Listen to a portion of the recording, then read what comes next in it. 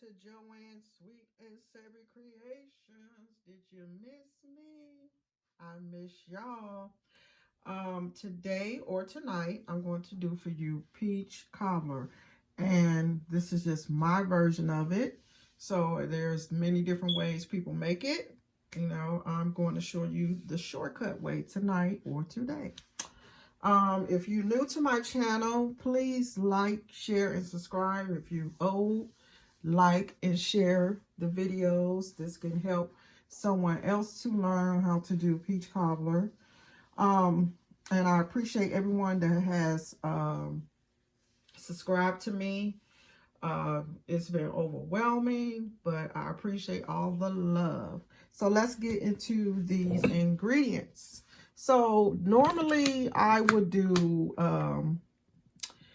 canned peaches in the syrup already, but I want to try something a little different. I never used the frozen, which they're just about close to fresh peaches. We have some crust here. This is one of my shortcuts. If you want to make your own crust, hop at it. You're welcome to it. I have 1 stick of butter, and yes, I'm using all of this butter. This is a very rich dessert, and it deserves all of the butter. I have sugar here. I eyeball my sugar, so I'm going to use probably a cup. I'm going to give it a taste. We're going to see, okay, because I usually just eyeball my sugar. I'm going to put some cinnamon in it. I don't know why I got the vanilla extract out. A little nutmeg, just a little. And of course, my secret weapon, my syrup. So let's get into this recipe. So you want to start off with a saucepan like this. Like I said, I've normally used the canned peaches, but I decided to do something a little bit different. Now, I'm making this for a good friend of mine. It's hard these days to find long-term good friends. Me and her, we only been friends for a few years, but it seems like I've known her my whole life. So I'm going to use all of these peaches in here, of course. We got some that don't want to come out and play. Get them all out. Yeah. Now, I only got 1 package of these, but you can use 2. If you're making a bigger peach cobbler, you can use 3. So, I'm going to get these started. I'm going to add, this is a 3/4 cup of sugar. I'm going to put this over here so you guys can see. Get a little closer.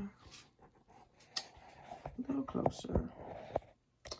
All right, so I'm going to add in the sugar because I got the frozen and it's not in any syrup.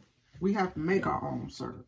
So that's where all of this comes into play. I'm going to add in 2 tablespoons of the maple syrup. And I'm going to add my cinnamon. This is also eyeballing. You really have to eyeball and then just taste and see how it's going to come out. And then I always add just a little of nutmeg, not much, just a little, because peach cobbler mainly have the cinnamon taste in it. And then I'm going to add my, oh, I forgot one important ingredient. Well, cornstarch. You know, we need the cornstarch to thicken this. Where did I put that cornstarch? To thicken the juice. And I also got my, in there, my syrup. We need the cornstarch. That's what makes the juice. So we're just going to put a tablespoon of the cornstarch in here. And like I said, this helps the juice to thicken up. Get my measuring thing out here, my measuring spoons. How was you all's day? I hope everyone had a wonderful day and week. It's Friday. I'm so glad. So I'm just going to put in, you know what? I'm going to wait. I don't want to put it in yet. But you do use the cornstarch. So when I come back, I'm going to come back when this start reducing down some. The butter's froze and everything. So we want to make sure it start getting all happy inside there. And I'm going to give it a stir first before I get off of here.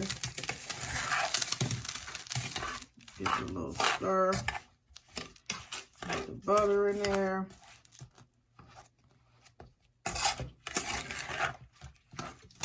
And there's ways you can remix this. So it's getting in that syrup already without the cornstarch. I might not need it, but we'll see, because I don't like real soupy peach cobbler. It's not supposed to be soupy, y'all. It's not supposed to be soupy. I'm trying to see if I have another can of peaches in here. No, I don't. But like I said, you can use 2 of the frozen packs, or if you're using canned peaches, depending on the size, you can use 4 to 6 cans if you're using the small. Like this, I'm just using this can as an illustration.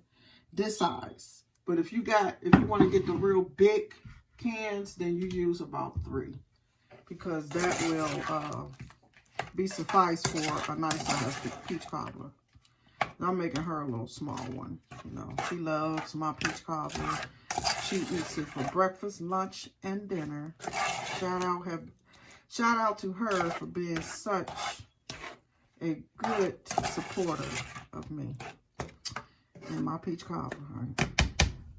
So I'm going to let this keep cooking down. It's going to come to a boil. That's what you want. And then we're going to finish this process. All right now. Okay, I am back. So I'm going to just show you the syrup on this. Doesn't that look delicious? I've turned it up a little bit so it can kind of start boiling more. My butter is almost melted down into the peaches. So I'm just going to take, I don't use all of this, and then especially since I'm not making a real big peach cobbler. It's very small. Actually, I should have got a different size. Turn down some. A different size pan. This is going to be a very small peach cobbler. I'm just making something to just show her a token of my appreciation. You know, she's one of those type of people. You do it just because, honey, because she is always doing something. Okay, so I'm just going to pinch off of the dough and roll it like that, just like you're doing like dumplings, you know, chicken and dumplings. And this is going to be the dumplings, the dough in your peach cobbler. So this also will help your pie mixture to be thick as well. So I might not need that. See, I'm so used to using the canned peaches, but I might not need that cornstarch. Some people like theirs with a lot of juice. I like mine's juicy, but not too wet to the point where it's like soup, if you get my drift. So we're just going to keep pinching off this, and we just let this cook, and we're going to let this get thick before we put it. I'm going to start my oven. You want to bake this at 350 until your crust is brown. So about 20 minutes at the most, because I'm cooking. This cuts down on the cooking process in the oven, since I'm cooking the peaches on top of the stove.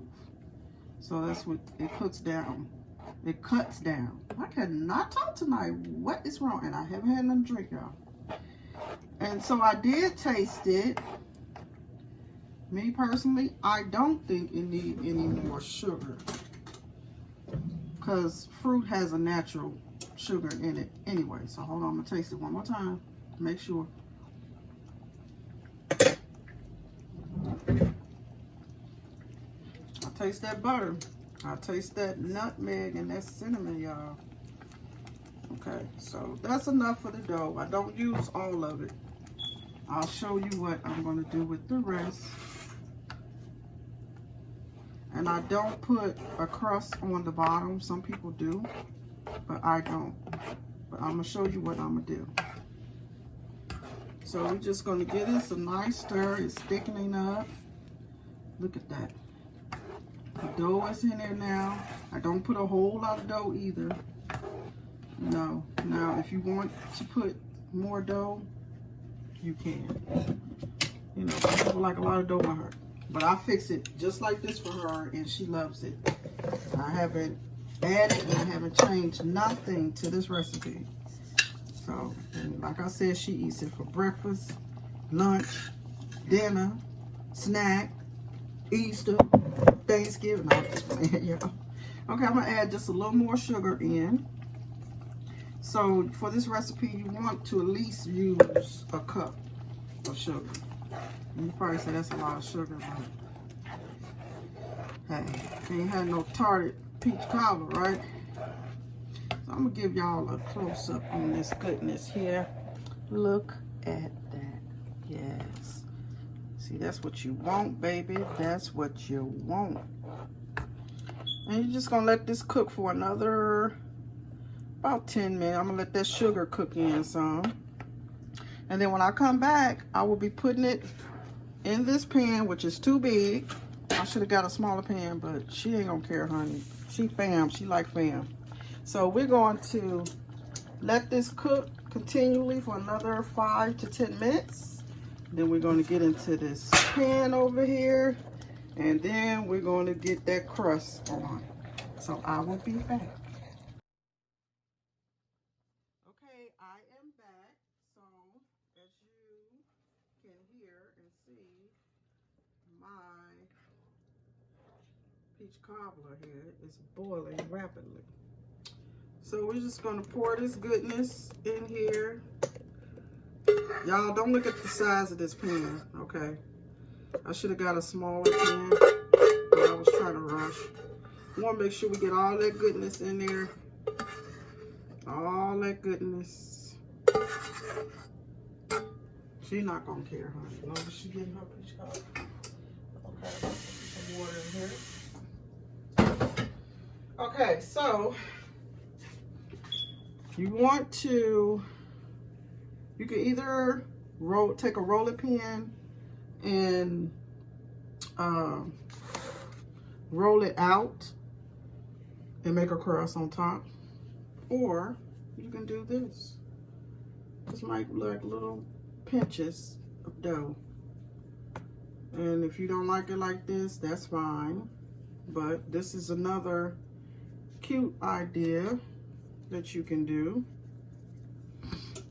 You just keep on pinching off like pebbles, like bread that you're giving the birdies. And you definitely want to make sure you go around the edges. Make sure you can double up on the crust like I'm doing. And then I'm going to show you when I get done with this, how this is going to look. I'm going to make sure. You don't want no cracks showing. Nothing. You want to make sure that you got all the peaches covered. And like I said, this is just my way. Sometimes I put the whole crust on there. I do it different ways, guys. So Don't think, oh, she does it like this all the time. No. I like to change up, you know, so I make things different from time to time. Like I use the fresh peaches this time. So I always say, do it like you want. And if you want crust at the bottom, you can do a crust at the bottom as well. But I just never do because it gets, to me, it gets soggy. To me. That's just my opinion. But if you want crust at the bottom, put a crust at the bottom. I know people that prefer that. And if I had a customer or whatever that wanted, well, I guess I would have to put a crust at the bottom, right? Okay, so we're going to continue our pinching here. Making sure we get those edges. And you can break off bigger pieces. I'm just doing it like this because I'm doing it for the video. But if I wasn't doing it for the video, child, it would be all kind of big pieces. But I'm trying to do it pretty for y'all. So, we're almost finished. She's gonna be like, why did she get this big pan? But I was not thinking, y'all. I could have got a smaller pan, and they had some smaller pans. They really did. So we're almost done. And don't throw the dough away, y'all. Y'all can always refrigerate it, freeze it. You can make something else with it. Sometimes I'll do peach cobbler with apples. You know, I mix it up. All right, so let me put my dough over here. It's out the way. All right, so once you finish putting all your dough, this is how it's going to look, okay? And then I like to take, this is optional, okay? I like to take, my oven is almost ready too. I like to take a little of the cinnamon and just sprinkle all over the crust because it gives it a good flavor and it looks pretty.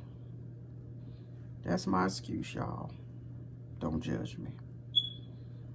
Now, some people will put more butter on top of the crust. That's really optional because I put like a whole stick of butter in the pie filling, so you really don't have to do that. But if you want to, for extra richness, because it's gonna be rich, baby, I'm telling you now. So my oven is at 339. I'm let it get to 350. I am gonna bake this until my pie is set and the crust is brown. So I will come back when this is fresh out of the oven. All right, y'all, here is the finished product. My peach cobbler. Not mine's, it's my friend's. I just want to show a close-up. It's still juicy. That's what you want. You don't want it dry. Now, I mean, let me rephrase that. If you like yours like that, I need to start saying that because everybody don't like what I like. So, but this is how I like mine. And I was, oh, y'all, I'm almost forgetting this is not my peach cobbler. Oh, no. Well, until next time, if you want to see more recipes like this, and I promise I will do another peach cobbler remix with the apples and everything, and it will be a fuller pan. This is just for a friend of mine. So if you want to see more recipes like this, please give this a thumb up and share this video. And if you're not subscribed, please subscribe. Until next time, from Joanne's Sweet and Savory Creations, bye-bye.